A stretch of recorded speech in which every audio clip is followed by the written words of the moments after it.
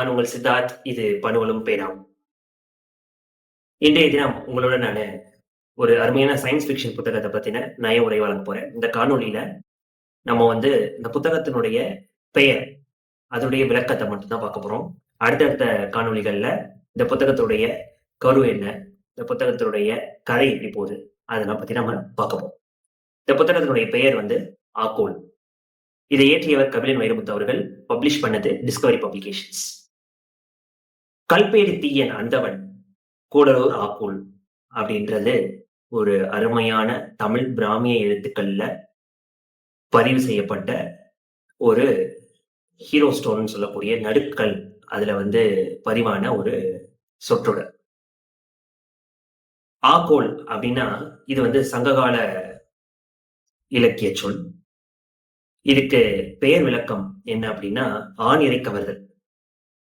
அந்த காலத்துல சங்ககாலம், நம்ம கிமு 3ஆம் நூற்றாண்டு அந்த காலகட்டத்துல எல்லாம் பார்த்தோம்னா, இன்னைக்கு ஈரானுக்கும் இஸ்ரேலுக்கும் போர் நடக்குது. இது எதை மையமா வச்சு நடக்குது அப்படின்னா, அமெரிக்காவுடைய இன்டர்ஃபெரன்ஸ்ல ஒரு நியூக்ளியர் வெப்பன்ஸ் தயாரிச்சிடக்கூடாது அப்படின்ற ஒரு காரணத்தை காட்டி அங்க அந்த ஒரு போர் நடக்குது. இப்ப நியூக்ளியர் எனர்ஜி அப்படின்றது ஒரு செல்வம். அதே மாதிரி ஒரு ஆயில் அப்படின்றது ஒரு செல்வம். இதெல்லாம் இந்த காலத்துக்கு ஏத்த மாதிரி. இப்ப இன்னைக்கு கோல்டு, லேண்டு, இதுக்கெல்லாம் நம்ம சண்டை சச்சரவுகள் வரக்கூடியதும், போர்கள் வரக்கூடியதும் நம்ம பார்க்கிறோம். அந்த காலத்துல செல்வமா கருதப்பட்டது ஆடு மாடுகள்.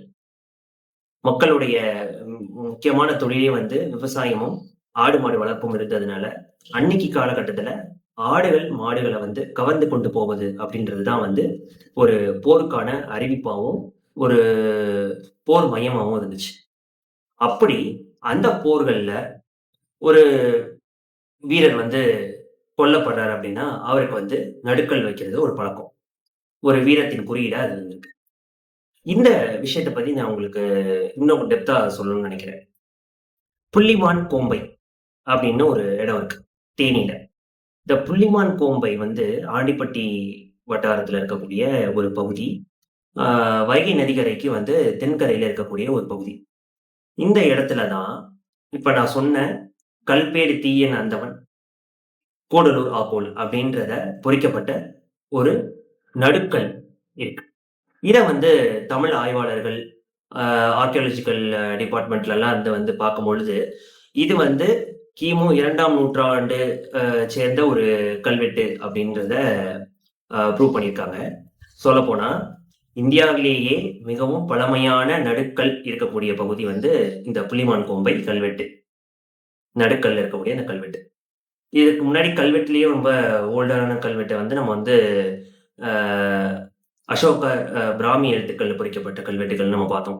ஆனா ஹீரோ ஸ்டோன் பொறுத்த வரைக்கும் ஒரு நடுக்கல்ன்ற விஷயத்துல இந்த புள்ளிமான் கோம்பை தான் ரொம்பவும் பழமையானதுன்றது இன்னைக்கு காலகட்டத்துல நிரூபணமாயிருக்கு. இத நம்ம எந்த வகையில பார்க்கலாம் அப்படின்னா, தமிழ்ல தொல்காப்பியர் புற திணைகள் 7ஆ பிரிச்சிருக்காரு. அதுல வெட்சி திணை இப்படின்னு ஒரு திணை இருக்கு. அந்த வெட்சி திணையில பார்த்தோம் அப்படின்னா, இந்த ஆடு மாடுகளை கவர்ந்து இழுத்து போறக்கூடிய திணைய வெட்சி திணைன்றாங்க. அதுல அந்த கவர்ந்து இழுத்துட்டு வந்த ஹீரோ, அதுல சாதனை புரிந்தவர்களுக்கு வெட்சி பூன்னு ஒரு பூ இருக்கு. அந்த பூவ மாலைகளை அணிஞ்சு அவங்கள பாராட்டி புகழ்ந்திருக்காங்க. அதே மாதிரி கரந்தை திணைன்னு ஒண்ணு வருது. இந்த கரந்தை திணைன்றத பார்த்தோம் அப்படின்னா, அந்த ஆடு மாடுகளை ஒரு நாடுல, ஒரு தேசத்துல இருந்து கொண்டு போய் கவர்ந்து கொண்டு போறாங்கல்ல, அந்த மக்கள் கிட்ட இருந்து திரும்பி தன்னோட ஆடு மாடுகளை மீட்டு எடுத்துட்டு வர்றத கரந்தை திணைன்னு இருக்காங்க. சோ இப்படிதான் தமிழர்களுடைய வாழ்வியல் ஒரு அருமையான வகையில செதுக்கப்பட்டிருக்கு. சோ அத மையமா வச்சு இந்த ஆகோல் அப்படின்ற வார்த்தை சங்ககால இலக்கியத்திற்கும் இன்றைய காலகட்டத்துல அது ஆணிரை கவர்தலா அந்த காலத்துல இருந்ததுக்கும் இந்த காலத்துல அதே ஆகோல்ன்றது வேற வேற வேற செல்வங்களை, இந்த காலத்துல ஒரு முக்கியமான செல்வம் இருக்கு. அந்த செல்வத்தை எப்படி கவர்ந்து இழுக்கிறதுக்கு பல பேர் முயற்சி பண்றாங்க. உலக நாடுகள் முயற்சி பண்ணுது. அப்படின்றத மையமா வச்சு ஒரு அழகான ஒரு புதினத்தை படைச்சிருக்காரு எழுத்தாளர் அவர்கள். ஓகே நண்பாஸ். நம்ம அடுத்தடுத்த காணொளியில இந்த ஆகோல் பத்தின கதை, கருவ பத்தி விரிவா பார்ப்போம். நன்றி.